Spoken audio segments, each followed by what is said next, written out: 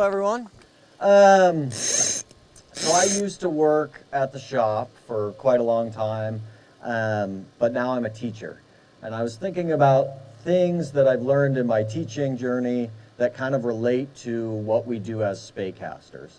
And the thing that jumped to my mind was when I was in my master's program, I had a couple professors, they would teach us this technique, which is don't get mad, get curious.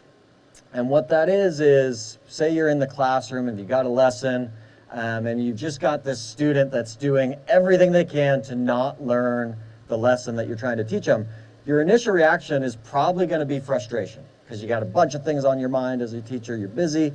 But we want to get past frustration and we want to start to lean into curiosity. What's going on in the classroom, what's going on with the student that's driving that behavior, and then how can you fix it? So when we think about spaycasting, there are things that can frustrate us in our spaycast. Like I think all of us who have got into spaycasting, especially in those first year or two, there will be things that will come up in our casting that frustrates us. And what I want to encourage you to do is move away from frustration when those moments happen and instead slide into curiosity. And that gets into thinking about your cast, thinking about the things that are going wrong in the cast that then you can adjust to. So what I want to do is I want to show you an example of something that could go wrong in your cast. Before I do that, we're all more or less, we're close-ish to people around you. I want you to find one person close to you that you can turn to and talk to. Because when I ask you to turn and talk, I'm going to want you to turn to someone close to you and try and answer a couple questions. So find that person that you want to turn to and you want to talk to. What I'm going to do is I'm going to show you an example of something that could happen in your cast that might lead you to feel frustrated. So I'll demonstrate something that could lead to a little bit of frustration.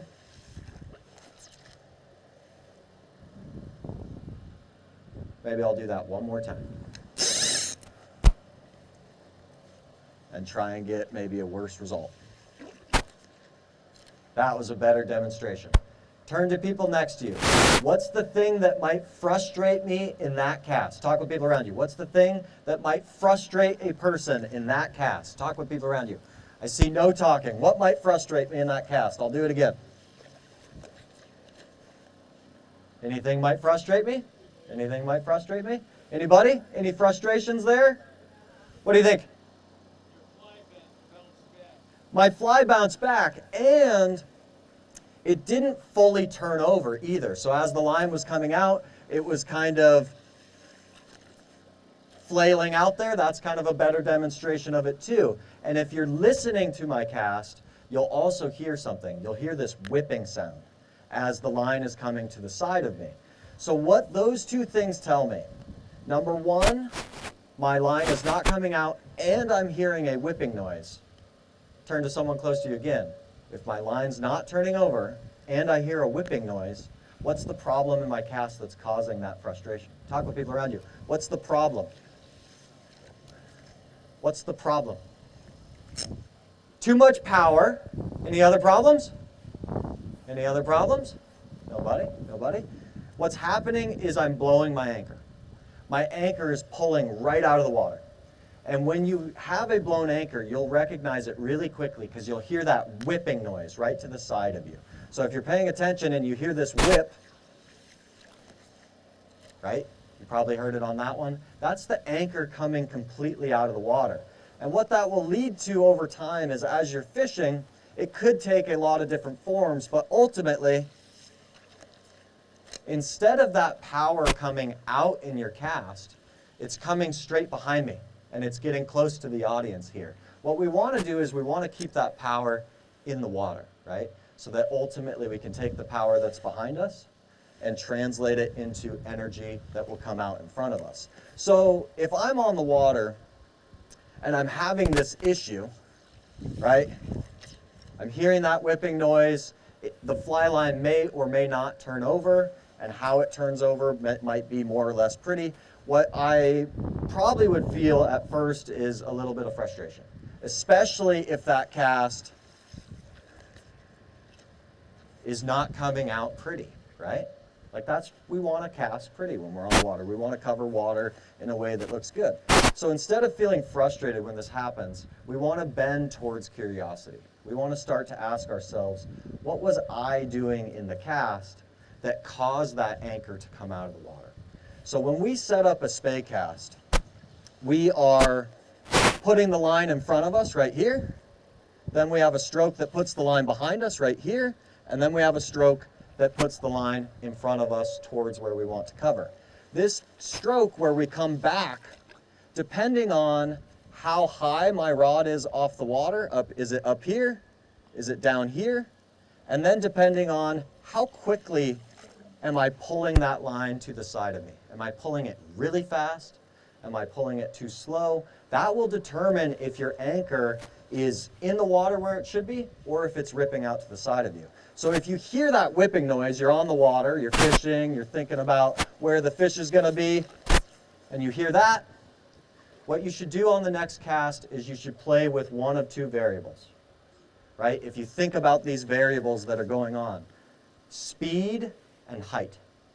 So if it was me and I was on the water and I'm trying to cover the water and instead I'm blowing my anchor, what I would do on my very next cast is I'd probably keep the height the exact same, but I might slow down my cast a little bit. I might slow down this D-loop stroke.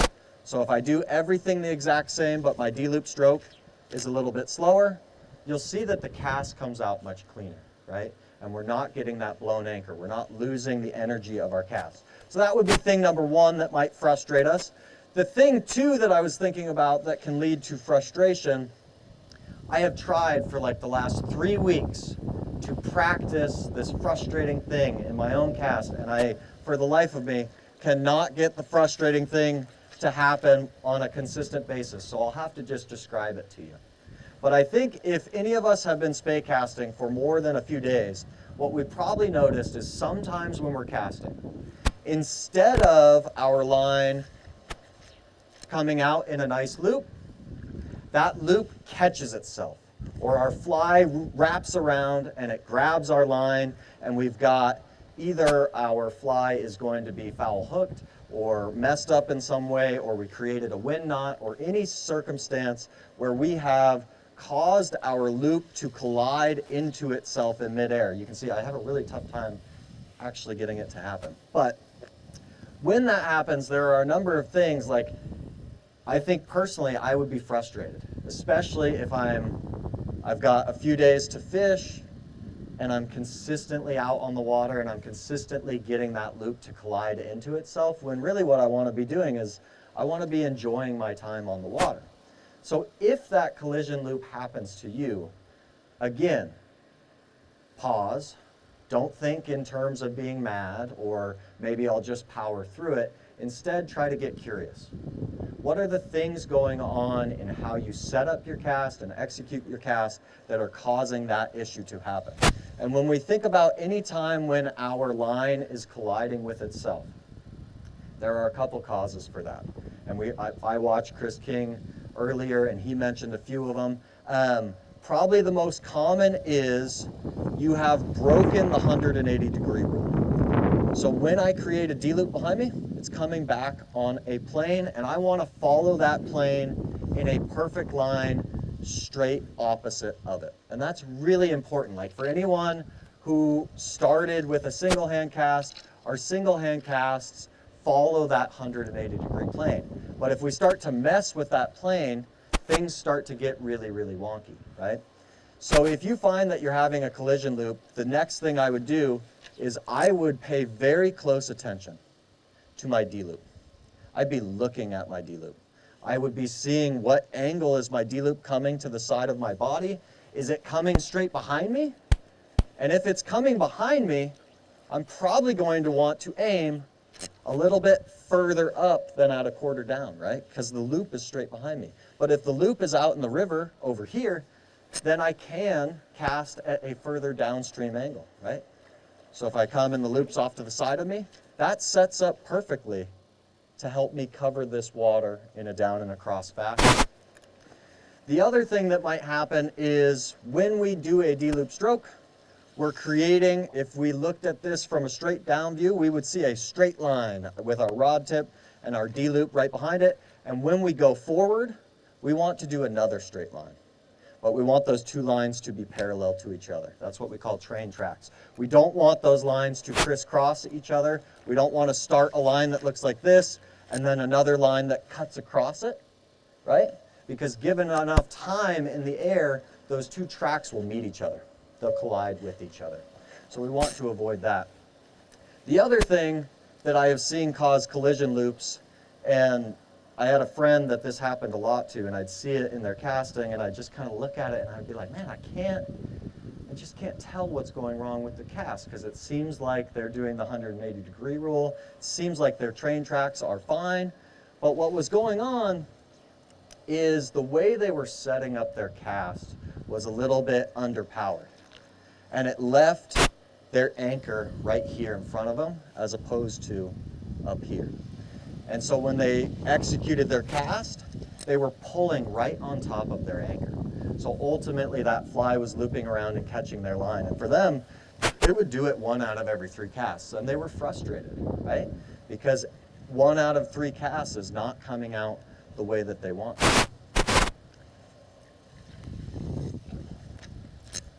The other thing that I think can lead to frustration over time is for folks who come from the single hand world, all of our muscle memory is built into our dominant arm, which often becomes the top hand in a spey rod, right? And we are really used to using that arm to direct the cast, to initiate the power of the cast, and really make sure that everything happens on a flat plane with the proper energy. But when we move into spey casting, that top arm really shifts its role. And once you're talking about muscle memory, it's really hard to break that memory, right? I'm seeing someone kind of nod. It is very hard to break that memory, because once it's built into there and you are thinking in terms of a top arm dominated cast, I think over time, you're setting yourself up for more challenging spey casting and more frustrated spey casting, because it's just going to wear out that arm. Whether it's your right arm or your left arm, it's going to get worn out over time. Sure, you can totally execute the spey cast doing everything with the top end. I can have my bottom hand here and barely do anything with it, right? And the spey cast came out just fine. It would have covered water just fine. If I do that 5 times in a row, I'm probably not going to get tired. However, if I do it on a 3-day trip or a week-long trip and I'm doing all my work with this arm, my shoulder's going to get overworked, my arm's going to get tired, and ultimately, anytime I am putting more effort on this top arm, what I'm going to end up doing is losing my consistency of casting. I might be able to do it today, but tomorrow if I do the same thing, the muscles are going to get worn out, they're going to get fatigued, and I'm going to be frustrated on the water, right? So if we think about that, how to avoid that frustration, think curiously about it. I've got 2 hands on the rod. How can I use this bottom hand more effectively, more efficiently? And for me, because I came from the trout world and all my muscle memory is built into that hand and that arm, it took me quite a long time to get used to using this bottom hand. The first thing that really helped me use my bottom hand in my spey casting is to initiate the cast with the bottom hand as opposed to the top hand. So the stroke that initiates the cast is our lift. And like I said, you can do all the lifting with your top hand. However, if instead you push to lift as opposed to lifting all with your dominant hand, if you just push the bottom handle just a little bit, right there, just that little bit of push, it gets your brain and your hand connected together. Your bottom hand has already been used. So your brain is connected with that, and it knows that it can be used again, right? There's another time in the cast that I have started to use my bottom hand that has really helped me as a caster. So I'll use it on the lift, I'll push up. As I start to form my D-loop, instead of forming that D-loop stroke with my top hand, once my rod crosses the halfway point of my body, I'm no longer using my top hand to base how I get my rod into the key position. So by that I mean, right here when my rod reaches the halfway point, I push that bottom handle out. I push that bottom handle out. Instead of guiding the rod with my top arm, once the rod sweeps right here, I grab the bottom handle and I push it out. And we'll come back to why that's so effective, but for right now, the main thing it does is it will reduce fatigue on your top arm. So you will more efficiently, more effectively cover water throughout your fishing if you engage that bottom hand throughout the casting stroke. So you engage it on the lift, you engage it right here, and then you engage it again on the forward stroke. So those are two things, or three things. You've got your anchor. Is it in the water or is it being blown? Is your loop colliding with itself? And are you using your bottom hand effectively throughout the cast?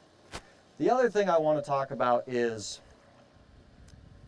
we have these frustrations as we begin as a caster. Maybe in that first season, first 2 seasons, but as we progress as a caster, those frustrations are probably going to get less and less for us because we'll learn more about our casting, we will understand more about the stroke, and ultimately we will fix those issues. But for all of us, once you fix those basic mechanics of the cast, you're going to reach a casting plateau. And no matter what you pick up in life, if you pick up a guitar, if you pick up golf, if you start working out, as you start a new hobby, a new thing that requires skill, your progression in that and your skill will go up, right? Might go up for a season, might go up for 2 seasons, 3 seasons, 5 seasons, but at some point, your progression's gonna plateau. You're gonna stop advancing as a caster, most likely because you've learned how to cast well enough to fish. That's what happened to me. Once I could spey cast and I could effectively catch steelhead, I stopped thinking about the casting because I had achieved the goal. But I really leveled out my own casting, right? I was no longer advancing as a caster. And that can lead to its own frustration. So the things I want to talk about now are how you get over the plateau, how you keep increasing your skill as a spey caster. If you've been doing it for a bit, how we can increase our own skill. There's a couple things that have been really helpful for me. Building on the bottom hand, I think engaging the bottom hand has been probably the first step for me over the plateau.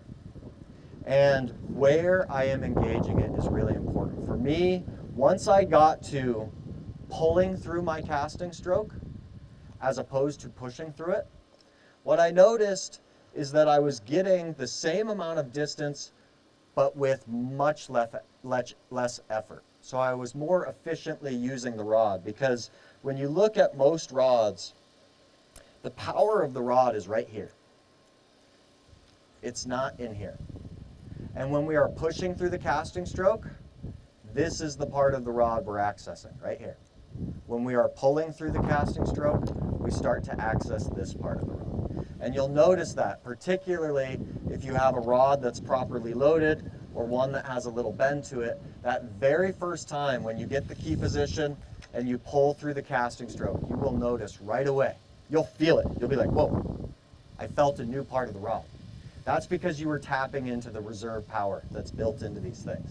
And ultimately, once you get good at how to apply that power, you start to access it without fatiguing any part of your body, and you start to get to doing it really consistently. So pulling through the casting stroke's a big one for me. The second one, John pointed this out to me. It's probably been, 6 years ago, maybe 7. But what I was prone to was a very vertical rod path. And I see this in my friends as they create their D-loop stroke. They are really prone to leaving this rod very vertically oriented, as opposed to getting that rod more slanted. And we don't want too much slant, but if we can create more slant in our cast in this key position, what we're doing is we're increasing the space that we can pull through the stroke. So if I have a really vertical rod path, right, I'm going to have an underpowered cast. And you can get used to that cast. You can, learn how to build that power with speed instead of with angle, which is what I used to do. But ultimately, that key position, if you get the angle right, it's going to unlock some spay casting potential for you.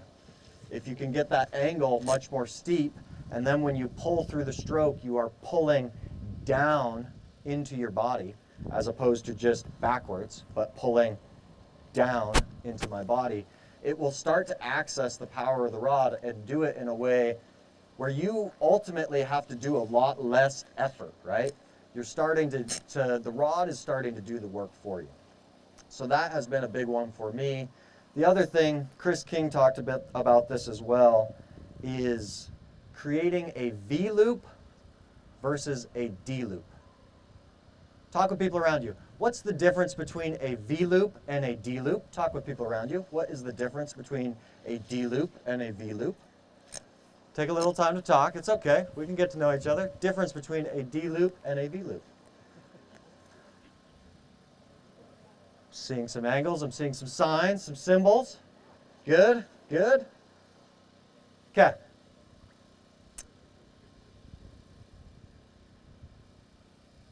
How do I create a V-loop? Seems like people know there's doing some shapes like this. We know the difference, right? A D-loop is more oval, and a V-loop is more sharp, right? How do I create a V-loop? How do I do it? Can anyone tell me? What is it? Angle of the sweep and the speed. And I love how he put both of those in there. It is the angle of the sweep and the speed that you are coming through. And you'll notice, like on that one, the anchor pulled out, because as you introduce speed, you're pulling that anchor out of the water. For me, consistently learning to cast with a V-loop as opposed to a D-loop has been an absolute game changer, especially when you match it with a key position that is at a steep angle and pulling through the stroke. So if we start to put all these things together,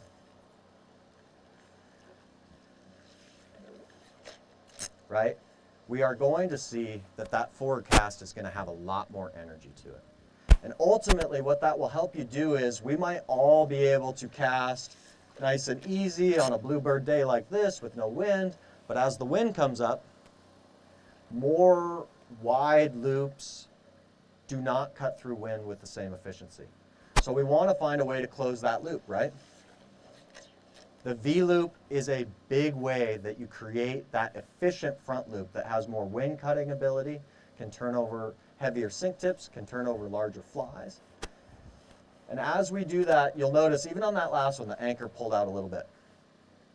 So if I take the basics that we were talking about of our anchor stroke, but now I'm starting to introduce more speed into the cast, I have a couple things I can do. I can slow down my D-loop stroke a little bit, or I can keep it lower to the water, right? Because the angle, keeping it more low to the water, can help keep that anchor in there. But I've also got a sink tip on the end of my line. So if instead of starting my cast right away, if I set this cast up, and instead of letting it go right now, if I just wait a little bit, that sink tip is going to grab more. So it's going to take more energy to pull it out of the water. So if you're starting to get to the point where you want to play around with speed of your D-loop stroke to try and play around with a V-loop, maybe think about leaving that sink tip in a little bit more when you set up the cast to give yourself a little bit more angle or a little bit more anchor. The other thing you could do is whether or not that anchor stays in the water is all relative to when I start that forward stroke, right? If I go really quickly, it's going to give me a smaller window of time when I need to initiate the forward stroke. Whereas on a slow loop, I got a lot of time to think about things, right? I can look at my loop, I can hang out a little bit and make sure it's all proper. But as I build more speed into the cast, I'm ultimately going to have to initiate that forward stroke a little bit quicker. So getting over a plateau for me has been about moving away from D loops towards V loops, moving into bottom-handed centered casting. And then the last one that really has been on my mind a lot, I would say in the last 3 seasons, is where are my arms at when I am in the key position? So I'm here with a little switch rod, and oftentimes with these switch rods, it's really nice to cast what we would call in the box, right? My arms are close to my body. Everything's right in here really tight, and it works, right? You can see the loop come out. It works just fine. But what I've noticed, and I'd say the last 3 seasons, is as I swivel this rod on the D-loop stroke, if I can swivel at a higher plane rather than right here close to my body, but if I can start to lift that swivel up closer to right here, as I pull through in my forward stroke, I'm giving myself more room to pull through that stroke, right? If I swivel right here, you've got a little pull right here. However, if it's up here, I've got more room to pull down through the stroke. And I would say I've had multiple casting plateaus since I picked up a spey rod about 10 years ago. And that one, I was probably on a plateau for, I don't know, 3 or 4 years when I was working at the shop. And towards the end of my time at the shop, I started to play around with that. At what height am I swiveling it? And if I can lift that height of my swivel, it gives me more room to pull through the stroke. And if I do all those other things, right? If I start to build a V-loop, if I am swiveling at a higher angle, if I'm pulling through the stroke, as I put all of those pieces together, that's helped me personally as a caster. And your own plateau can be at any different spot, right? For some of us, it might be, how do I cast consistently? How do I avoid that colliding loop? How do I keep my anchor in the water? And for others of us, it might be, how do I do this with less wear and tear on my body? How do I start to let the rod do the work for me? Where am I at time-wise? Let me look. Got 1 minute? Okay. These were the things that were on my mind. As I think about my teaching, I've got this student right now that's doing a lot of things this week that could potentially make me mad. And last week he was making me mad. This week I decided instead of getting mad at him, I was going to get curious. I was going to ask him some questions about his behavior and why it's going on. And what ultimately that has led to is I understand that student better. I understand his behavior better.